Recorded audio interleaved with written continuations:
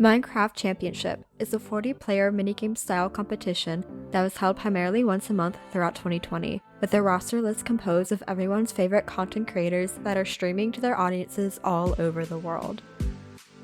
Quickly rising to one of the most popular Minecraft competitions to date, let's uncover the reason for MCC's success.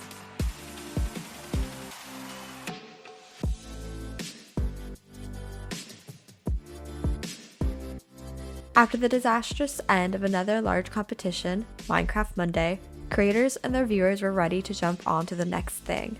And Minecraft Championship provided just that, the debut game being played on November 17, 2019, with participation from iHasCupcake, Vicstar123, LD Shadow Lady, Pizza Hut, and other countless fan favorites.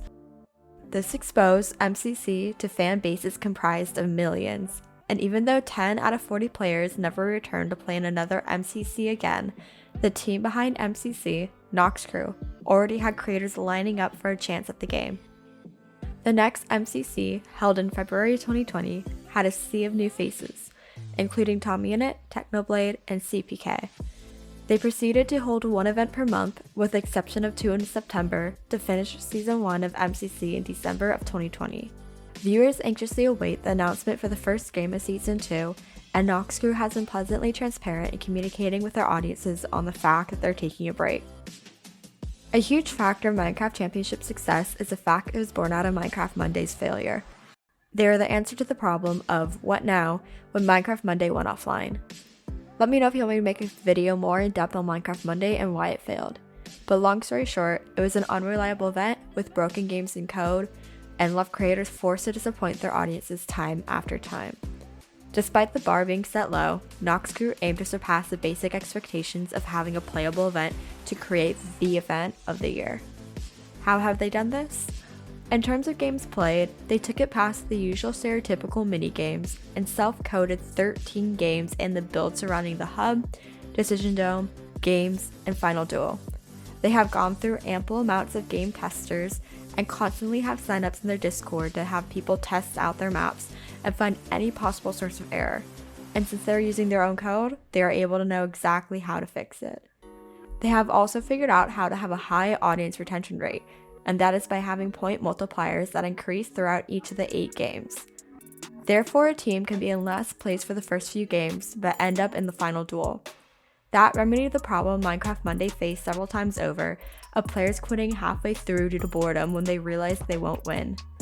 The final duel is also a great strategic decision, as the top 2 teams play in an instant death bow fight, which allows teams who come in second place to have an underdog win. In terms of marketing, they have absolutely blown it out of the water. They have prioritized high engagement with the viewers, even replacing 2 of the ordinary teams in MCC 10 to have 2 teams comprised of fans. Each championship they have a viewer vote, where the next game is decided based on what the viewers vote for live, and each team and creators ask their viewers to vote for a specific game. People on Twitter are obsessed with their quote-unquote social media lady, the person in charge of their publicity, and has people charmed with her sass and quippy comebacks, and this doesn't just extend out to viewers and fans. Even though it's been over 2 months since their last event, they regularly post highlight clips and birthday wishes to participants, extending the image that Noxcrew genuinely cares about the community. During the events, they host their own admin streams, where they provide their own commentary and interactions while the games are taking place. And if that wasn't enough, their event organizer, Scott S. Major, also known as Dang That's a Long Name, plays in the events too. At first glance, you'd probably think him and his team would have an advantage, but Noxcrew has arranged it to where there's no conflict of interest, and people have come to love Scott's stories and pointing out the Easter eggs of MCC during the game. One key thing in the organization of MCC though, is that the teams are paired by Scott, the event organizer. Scott made a video explaining on how he pairs the teams and his strategies to try and have people play with as many different creators as possible to prevent one power team from forming and winning every single event, which we saw happen in Minecraft Monday. For the pairing, he groups them based on if they're family friendly with swearing or not, and how competitive the contestant wants to be. Therefore, there'll be as little conflict as possible between the random matches. Scott is very lenient, however, and has allowed on several occasions for people to team with specific people. with one notable example being the self-proclaimed Sleepy Boys, who are TommyInnit, Filza, Wilbursoot, and Technoblade during MCC 4, as well as a Dream Team in MCC 11, with Scott allowing Carl Jacobs on as a guest to complete the team of 4. Another decision that has impacted MCC is not offering prize money. This encourages players to really focus on having fun while providing great content to their viewers, instead of having genuine rivalries or rifts between teams. This also allowed them to take the liberties they do, such as Scott participating and allowing selective teaming, without accusations of rigging the game to give a specific team prize money. Remember the power team I said Scott was looking to avoid? This was a big issue in Minecraft Monday, as Technoblader dominated the first 2 weeks when being allowed to pick his own teammate. Then he was forcibly paired with less skilled players, while other people were still allowed to pick teammates, and it caused Vixar and Preston Plays win in week 4, and Skeppy and Babel Halos win in week 5, and they were allowed to continue teaming after. This obviously was hard for players who were forcibly teamed with somebody who wasn't serious about winning, and I believe that is why Scott made sure to note which players wanted to be serious or laid back to pair them accordingly. It is clear that MCC nitpicked every single mistake that their predecessors in the Minecraft tournament niche had, and made a very successful and well-loved game out of it. MCC Season 2 is right around the corner, and by my estimates of the time they have taken in the past for developing, it probably will start again in March or April.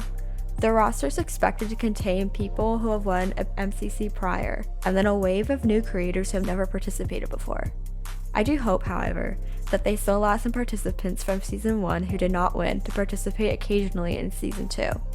I know a big reason they're probably trying to phase out players is to give even more creators who have recently grown and come into the spotlight a chance to play, without angering Season 1 participants from their fan bases by selectively saying who can or cannot play. Regardless, I'm sure Noxcrew has a plan in place, and I, like many others, am looking forward to what Season 2 will hold. So if you want to subscribe and like this video, it's absolutely free. I'm not making anything of it, and I get excited every single time one of you subscribes.